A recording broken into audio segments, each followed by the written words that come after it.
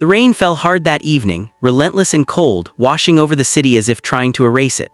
Streetlights flickered through the downpour, their reflections stretching across the wet asphalt like broken ribbons of gold. Most people hurried past with their heads down, eager to escape the storm. Amir stepped out of the small restaurant where he worked the night shift, pulling his worn jacket tighter around himself.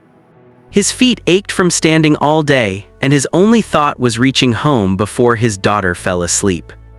As he walked toward the bus stop, a faint sound caught his attention, the uneven click of heels against pavement followed by a soft, frustrated sob. Near the curb stood a young woman beside a small car, its hood slightly raised.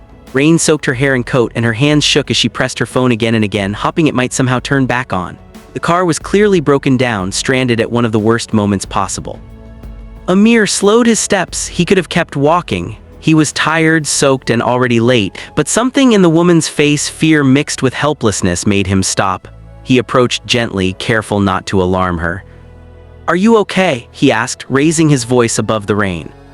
She looked up, startled at first, then relieved. She explained quickly. The car had stalled, her phone battery had died, and she had no idea how long she had been standing there. The rain made everything worse, turning panic into quiet desperation. Without a second thought, Amir opened his umbrella and held it over her head. He suggested pushing the car closer to the bus stop where it would be safer and more visible. Together they strained against the wet metal, their shoes slipping as rain soaked them both. Amir's arms burned with effort, but he did not complain. Once the car was out of the road, he waved down a passing motorbike and asked the rider to call roadside assistance. They stood together under the umbrella, waiting. The rain drummed against the fabric above them, and the city felt strangely distant.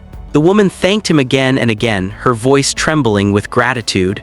Amir only nodded and smiled, telling her it was nothing, that anyone would have done the same. When help finally arrived, Amir stepped back, already turning toward home. The woman tried to ask his name, but he was walking away, disappearing into the rain-soaked street. His clothes were drenched, his shoes heavy with water, yet his steps were light. In his mind, there was only one thing that mattered: getting home to his daughter, knowing he had done the right thing without expecting anything in return. Life for Amir moved in a steady, demanding rhythm. There was nothing glamorous about it, yet every hour had purpose. He woke before sunrise each morning, long before the city fully stirred, to prepare breakfast for his daughter Lena. The small apartment they shared was modest, just 2 rooms and a narrow kitchen. But Amir kept it clean and warm, determined that Lena would always feel safe there. While she ate, he reviewed her school bag, making sure her books were in order and her uniform neatly pressed. After walking Lena to school, Amir headed straight to work. His job as a waiter required patience and endurance. He stood for hours carrying heavy trays, smiling politely at customers who rarely noticed him. Tips were unpredictable, but every coin mattered. Amir carefully set aside what little he could, placing the money in a small tin hidden in the cupboard. That tin represented Lena's future, school fees, books, and the life he hoped would be easier than his own. Evenings were the hardest. After another long shift, Amir would rush home, often arriving late, his body exhausted. Dinner was simple: lentils, rice, or bread, but he made it feel special by sitting with Lena and listening to her stories about school. He paid close attention, asking questions, encouraging her curiosity, and praising her efforts. To Amir, these moments mattered more than rest. He rarely spoke about the struggles he carried or the sacrifices he made. When neighbors praised him for being a devoted father, he brushed it aside. He believed responsibility did not need applause. Kindness, in his mind, was not an extraordinary act. It was something you owed to the world, just as you owed care to your family. The rainy night, with its drama and urgency, slowly slipped from his thoughts. It became just another moment in a life filled with small, unrecorded choices. Amir did not wonder about the woman he had helped or expect to hear from her again. His attention was firmly fixed on tomorrow, another school run, another shift, another chance to do his best. In the quiet hours before sleep, Amir sometimes watched Lena breathe softly, her books stacked neatly beside her bed. Those moments gave meaning to every sacrifice. His life was simple, demanding, and largely unseen, but to him, it was complete. That evening began like many others in Amir's quiet routine. The small kitchen filled with the familiar sounds of cooking, oil warming in the pan, onions sizzling softly. Amir stood at the stove, sleeves rolled up, preparing a simple dinner while Lena sat cross-legged on the floor, her school books pushed aside. The television murmured in the background, more noise than focus, as Lena flipped between channels. Suddenly, the tone of the broadcast changed. A sharp jingle announced breaking news, and the screen shifted to a brightly lit studio. Lena's attention fixed instantly. A young woman appeared on screen, dressed neatly, speaking with calm confidence. A banner at the bottom of the screen identified her as a successful entrepreneur launching a nationwide charity initiative aimed at helping families in crisis. Lena leaned closer to the screen, her eyes narrowing as if searching her memory. The woman's face felt familiar. The way she smiled, the sound of her voice, it all stirred something inside her. Then recognition struck. Lena's breath caught and she jumped to her feet, pointing excitedly at the television. "Abu, that's her," she said, her voice filled with certainty. "The lady from the rain." Amir turned from the stove, startled. At first he thought Lena was mistaken. He wiped his hands and looked at the screen more closely. As the camera zoomed in, memories surfaced: the rain-soaked street, the broken car, the fear in the woman's eyes. His chest tightened slightly as he realized Lena was right.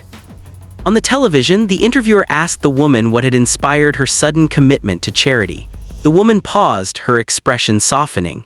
She began to tell a story not about business or success, but about a night when everything went wrong. She described being stranded in the rain, alone and frightened, with no way to call for help. Then she spoke of a stranger, a tired waiter who had nothing to gain and everything to lose, yet stopped without hesitation. He shared his umbrella, pushed her car, and waited until she was safe. "He didn't ask for my name," she said. "He didn't want thanks." That moment reminded me that real kindness still exists. Amir stood silently, the food forgotten for a moment. Lena looked up at him with wide eyes, pride glowing on her face. She smiled as if seeing her father in a new light. Amir felt a quiet discomfort at the attention, but also a deep sense of humility. He had never imagined that such a small act could echo so loudly. As the segment ended, the kitchen felt different, charged with meaning. Amir returned to the stove, saying nothing, but Lena understood. Sometimes the simplest kindness is powerful enough to change more than one life. The next day began like any other for Amir. He woke early, prepared Lena's breakfast, and walked her to school before heading to the restaurant. His mind was calm, focused on the usual responsibilities of the day. Nothing felt different until the manager approached him mid-shift and asked him to come to the office. Amir felt a flicker of worry. He wiped his hands on his apron and followed quietly, wondering if he had made a mistake. When the office door opened, Amir stopped in surprise. Sitting across from the manager was the young woman from the rainy night. She stood up as soon as she saw him, her face bright with recognition and gratitude. For a moment, Amir struggled to place himself in the situation. He was just a waiter, still wearing his work clothes, still thinking about unfinished tables. She thanked him again, her voice steady but emotional. She explained how that night had stayed with her, how his selfless help had challenged the way she measured success. After sharing her story publicly, she had searched until she finally found him. "I didn't come to repay you," she said gently. "I came to honor what you showed me." Then she spoke of Lena. She had arranged a full education fund, schooling, books, and future studies, ensuring that Lena would never be limited by finances. Amir felt his throat tighten.